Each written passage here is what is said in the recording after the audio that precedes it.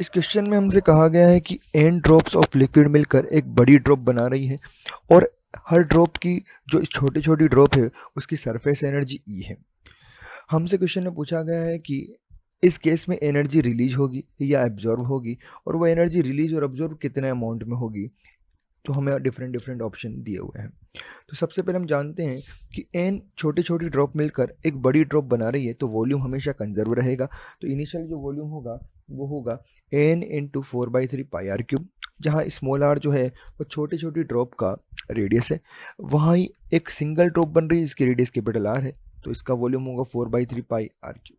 यहाँ से बड़ी जो ड्रॉप बनी उसकी रेडियस आ जाएगी n⁻⁴ इंटू स्मॉल आर। अब सरफेस एनर्जी की बात करें तो स्मॉलर ड्रॉप की जो सरफेस एनर्जी है वो है एन इंटू जो नंबर ऑफ ड्रॉप एन है into surface tension into area 4πr²। इस पूरे को हमने कहा एस इंटू 4πr² को ई, तो हमें मिला एन इंटू ई। जब जो बड़ी ड्रॉप बनी है उसकी रेडियस कैपिटल आर है और कैपिटल आर की वैल्यू हम कैलकुलेट कर चुके हैं, तो इसके लिए सरफेस एनर्जी होगी surface tension S into 4 pi capital R का स्क्वायर। जब इसे सोल्व करेंगे तो मिलेगा एस इंटू 4 πr² n⁻²/3।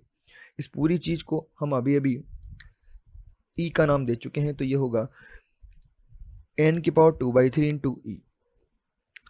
तो अब हमें ये देखना है कि बिगर ड्रॉप और स्मॉलर ड्रॉप में कौन बड़ा है। तो यहाँ से हम देख पा रहे हैं कि सरफेस एनर्जी जो है वो स्मॉलर ड्रॉप की ज़्यादा है compare to bigger drop.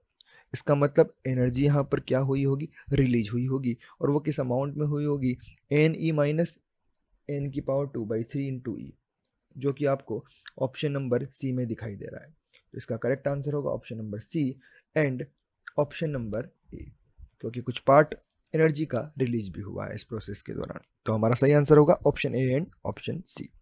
I hope you got the solution. Thank you.